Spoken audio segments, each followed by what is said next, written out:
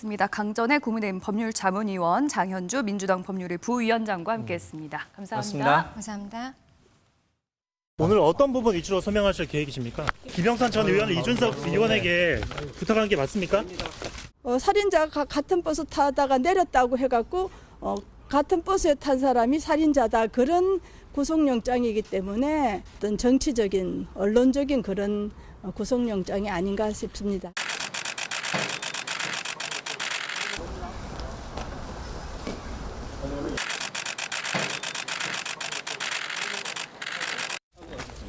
오늘 심사에서 어떤 부분 위주로 소명하셨습니까? 김건희 여사한테 돈봉투 받았다고 했는데 얼마 정도 받으셨나요? 오늘 예정 시간보다 좀 늦어졌는데 실질 심사에서 좀 어떤 내용 소명하셨습니까? 충분히 얘기했어요. 예. 어떤 내용 좀 충분히 얘기하셨나요?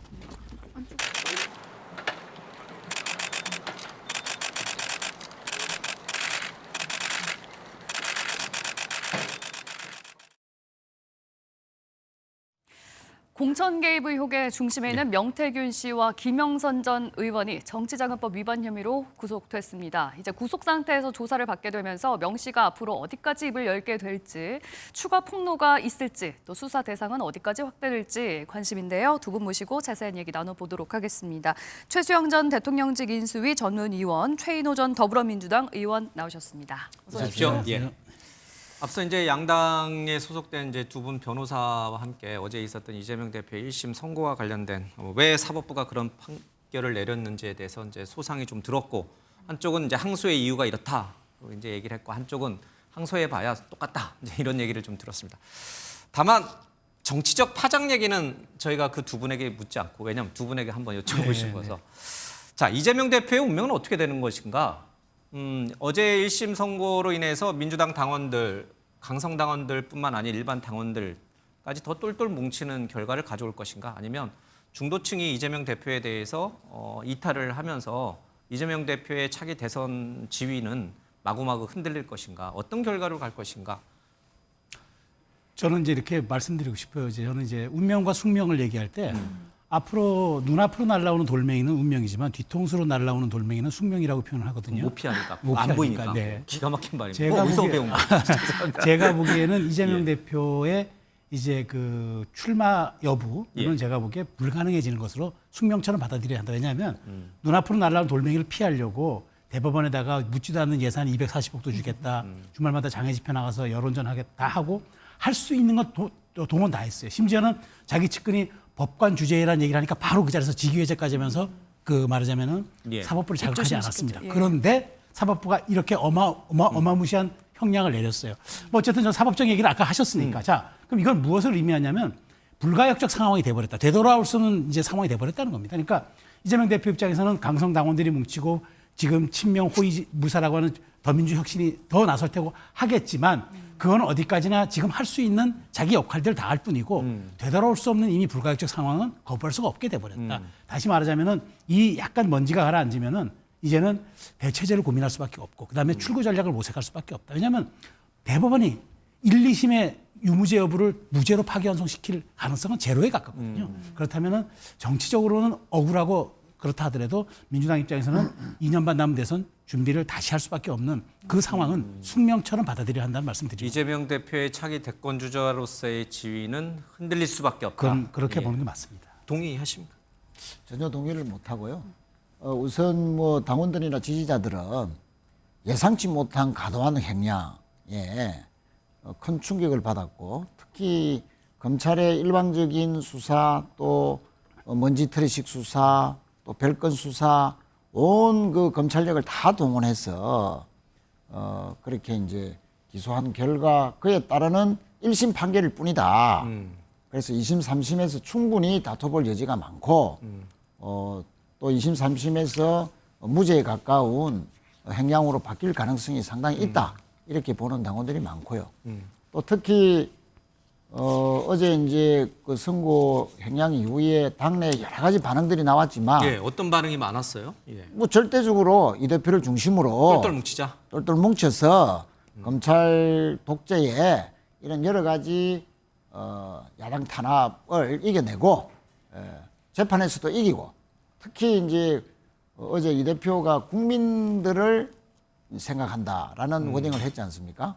그때 그 국민들은 지금 야당 대표에 대해서 이토록 탄압하고 기소하고 그래서 이런 결과를 얻었지만 또 다른 한편에서 지난 대선만 보더라도 예. 윤 대통령은 어땠는가? 김만배를 모른다고 했고 특히 도이치 주가 조작 사건과 관련해서 장모는 주가를 잘 모르는 사람이다. 예. 또는 뭐 손해를 심지어 봤다는 식으로까지 했는데 그것이 아니다. 23억 원의 수익을 냈다 하는 검찰 의견서까지 뒤에 밝혀졌지 않습니까? 그런 것은 오히려 더 큰 유권자들에 예. 대한 허위사실 공표 아니었냐. 아니 권력을 쥐면 무죄고 야당 대표는 유죄냐. 이런 그 법의 형평성의 문제, 공정과 상식이 무너지는 문제, 예. 이 부분들에 대해서 국민들은 더 분노할 것이기 때문에 예. 우리는 그 국민들을 믿고 한편으로는 법정에서의 이길 수 있는 준비를 제대로 해나가고 예. 또 한편으로는 그 국민들을 믿고 또는 김건희 특검이라든지 예. 또 국정 여러 가지 그 파탄에 가까운 이런 부분에 대한 여러 가지 활동들은 제대로 해나가자 알겠습니다. 하는 그런 계기가 충분하다 말씀드립니다. 그러니까 흔들리지 않을 것이다라고 강하게 얘기하시니까 그러면 포스트 이재명은 누구냐 이 얘기를 가는 거는 몹시 부적절해 보입니다. 지금 타이밍에서 알겠습니다. 이재명 대표 체제로 끝까지 갈 것이다. 이제 여기서 이 얘기는 다음 차기 주자는 그럼 누가 대안이 될 수 있냐 이 얘기는 안 하겠습니다. 네. 그러면 이재명 대표의 어제 1심 선고가 그동안 계속 궁지에 몰렸던 여건에 뭔가 전환점이 될 수 있는 것인가? 지금 윤석열, 명태균, 뭐 지금 김태우까지 등장을 했습니다. 그런 것들이 김혜경 씨 1심 150만 원 선고와 이재명 대표 1심 선고로 인해서 완전히 분위기가 반전되느냐? 지금 여건이 강공으로 이제 올 수 있는 그런 반전의 모멘텀이 만들어진 거냐라는 부분에서는 동의하세요? 그러니까 실점은 추가 실점을 막는 거. 그러니까 이 문제는 약간 그 단기와 중기로 나눠봐야 될 것 예. 같아요. 그러니까 단기적으로는 추가 실점을 더 이상 막고 지지율 하락을 막는 선에서 이른바 하방 경직이 생겼다는 점은 여권으로서는 굉장히 다양한 일입니다.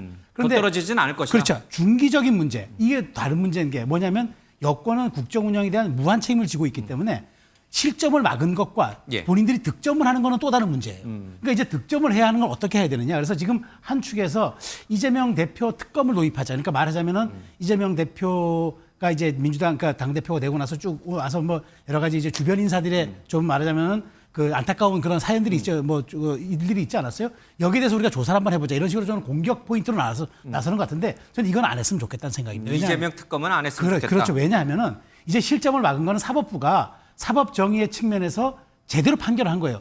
정치권이 개입하면 안 됩니다. 그러니까 여기에 대해서 더 추임새를 넣거나 부추기거나 민주당 입장에서는 사법부의 그 판결에서 공격하거나 이러면은 우리 상권 분립이 흔들리니까 정치권이 이걸 자제하고 저는 여권이 지금 뭘 해야 되냐. 추가 실점을 막았으니까 정치적 환경이 조금 더 우호적으로 조성된 건 맞잖아요. 그럼 이 기회에 당정 일치를 통해서 뭔가 국정 성과를 내가지고 후반부엔 득점을 해야지 네. 이게 실점이 막았다고 우리가 득점은 자기 힘으로 하는 거지 상대 실책으로 득점하는 경우는 거의 없거든요. 그렇기 때문에 여권은 이런 측면에서 지금 추가 하락을 막은 상태 그다음에 더 이상 실점을 안 한다는 이 좋은 정치적 환경을 득점과 성과로 연결시킬 수 있는 그 전략을 짜야 한다고 좀 말씀드리고 싶어요. 예. 그 전략으로 계속 이어질지 이 사안을 한번 더 좀 자세히 들여다보도록 하겠습니다. 명태균 씨랑 김영선 전 의원이 이제 구속이 됐습니다. 명태균 씨가 그동안 이제 언론에서 했던 인터뷰들이 요즘 또 주목을 받고 있죠. 본인이 구속이 되면 한 달 안에 이 정권이 무너질 수 있다, 하야시킬 수 있다. 라든지 여러 가지 좀 폭로를 할 수도 있다라는 취지의 얘기를 했었습니다만 이제 들어가서 무슨 얘기를 할지 관심이지 않겠습니까? 어디까지 얘기를 할까 예상을 해볼 수 있을까요? 네, 우선 이제 명태균 씨가 이제 구속이 됐으니까 뭐 언론 활동이라든지 뭐 여러 가지 정보의 제약도 받고 또 바깥에 혹시나 자신이 뭐 여러 가지 뭐 증거나 폭로할 것이 있다라고 했던 핸드폰 그걸 누구한테 맡기는지는 모르지만 또 사인을 줘서 폭로를 할지 네. 뭐 여러 가지 이제 변수가 있겠습니다만 기본적으로 명태균 씨가 구속되기 전에 몇 달 동안 벌린 여러 가지 은행들 또 말 바꾸기 또 어떤 거는 또 신빙성이 있는 것으로 밝혀졌다가 또 어떤 사안은 전혀 또 허풍으로 밝혀진 경우도 있거든요. 예. 그러나 전체적으로 보면 본인이 대선 경선 때 여론조사를 공짜로 해주고 그 대가로 김영선 보선의 공천을 주도했고 그 과정에서 대통령 부부의 도움을 받았다. 그래서 그 결과로 세비를 반띵했다.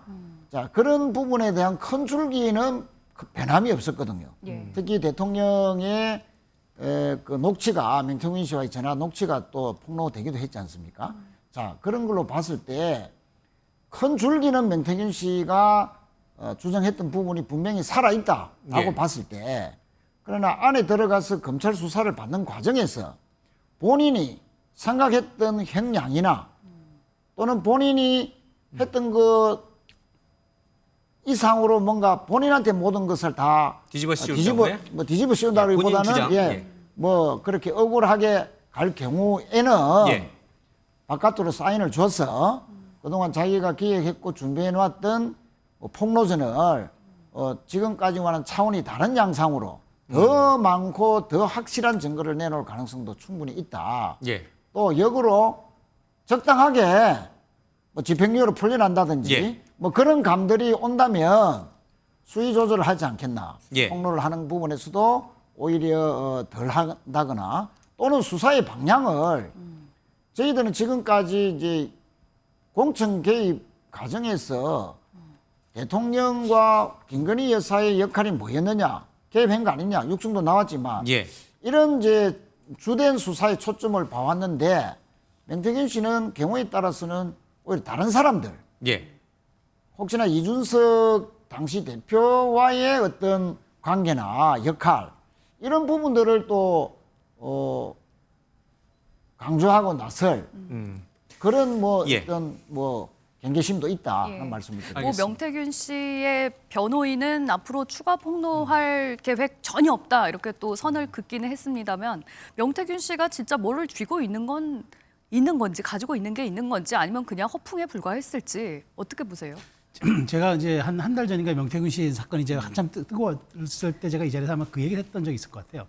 명태균 씨가 초반에 뭐라 했냐면은 자기가 이제 그 경남 창원에 있는데 대통령 공직비서관실 직원이 찾아와서 당신은 대통령 선거에 공을 많이 세웠으니까 대통령 부부로부터 부부를 팔고 다녀도 된다는 말을 내가 전하러 왔다. 그 얘기를 제가 한번 했던 적이 있었어요. 그러니까 명태균 씨가 했어요, 진짜 그 얘기를. 대통령을 팔고 다녀도 된다. 팔고 다녀도 된다. 이른바 뭐 마패를 받은 것처럼 얘기를 했는데. 공직기강 비서관에 있던 사람이 와서. 맞아요. 예. 그래서 제가 그때 제 기억에 보면 그랬다면은 네. 그 공직기강 비서관 직원이 감옥 가야 된다고 저는 얘기했어요. 예. 그럼요. 그러니까 예.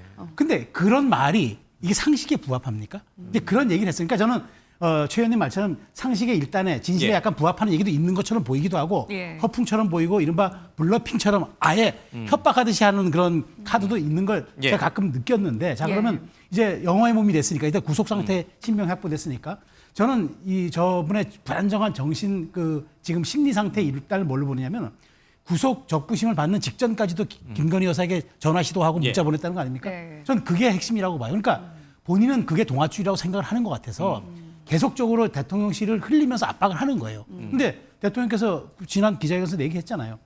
뭐 기억이 불명하지 않지만 일부 한 것도 있고 뭐 연락했던 것도 있다. 근데 그게 법적으로 문제될 건 없다. 예. 자, 이게 저는 핵심이라고 봐요. 그러니까 지금 들어가서 아마 본인이 여러 가지 좌고 우면 저울질을 할 겁니다. 네. 내가 갖고 있는 카드가 뭐 어떻게 될까? 그런데 저는 어쨌든 국민적인 눈높이에 부합하거나 혹은 국민 감정선을 건드릴 만한 얘기는 없을 예. 거라고 봐요. 그래서 저는 지금 변호사가 예. 더 이상의 추가 폭로가 없는 것처럼 유화 제스처를 취하고 지금 별로 없다라는 얘기로 앞으로는 추가 폭로는 없을 것이라 얘기하는 것도 그 일환이라고 생각을 합니다. 예. 근데 지금 명태균 씨가 하는 말 중에 정말 말도 안 되는 그런 얘기도 있지만 또 이거는 뭐 검찰이 증거를 확보해서 어쩔 수 없이 털어놨을 수도 있지만 검찰 진술에서 뭐 김건희 여사로부터 돈 봉투를 네. 받았다, 2번 받았다 이런 거는 또 사실로 확인이 된 거잖아요, 그렇죠? 그렇죠. 그런데 자 중요한 거는 거기에 5만 원이 담겼을지 50만 원이 담겼을지 500만 원이 담겼을지 예. 어떻게 합니까? 본인이 강혜경 씨한테 내가 500만 원 봉투 받아왔어 코바나 컨텐츠가 찍힌 사진을 증거로 해놨다는 거잖아요. 근데 사실 봉투 안에 500만 원이 5만 원짜리 권으로 들어가려고 해도 굉장히 빵빵합니다. 네. 뭐 받아보신 분들 조신 분들 아마 아실 거예요. 그러니까 그게 그런 정도 그러니까 그게 과자값이라고 했다가 또 뭐 애들 교통비라고 했다가. 교통비라고 했다. 그러니까 저는 어쨌든 증거는 있어도 여기 신빙성과 일관성의 예. 문제에서 상당 부분 좀 문제가 그러면 드러난다고 봐요. 500만 원이면 문제가 되는데 5만 원이면 문제가 안 될 수도 그러니까 있다. 저도 지금 이렇게 보시는 모르지만 거예요. 어쨌든 예. 돈 봉투를 받은 것을 또 하나 본인이 지렛대로 활용을 하는 것 같은데 예. 근데 알겠습니다. 어찌 보면 나중에 진짜 진실을 알고 보면 정말 태산명동 서의를 필일 수도 있다는 생각이 듭니다. 알겠습니다. 이제 본질로 갈게요. 이제 명태균 씨는 이제 구속이 돼서 어떤 얘기가 또 추가로 나올지는 지켜볼 일이고 지금 이 뭐랄까 이 논란의 중심이 이제 명태균 씨에서 이준석 대표로 의원으로 바뀌어 버렸어요. 이제 명태균 씨에 이어서 이준석 전 당시 이제 지방선거 당시에 이제 당 대표였던 이준석 의원도 당시 대통령한테 뭐 연락을 받았다 이런 식으로 지금 이제 털어놨거든요. 잠깐 들어보겠습니다.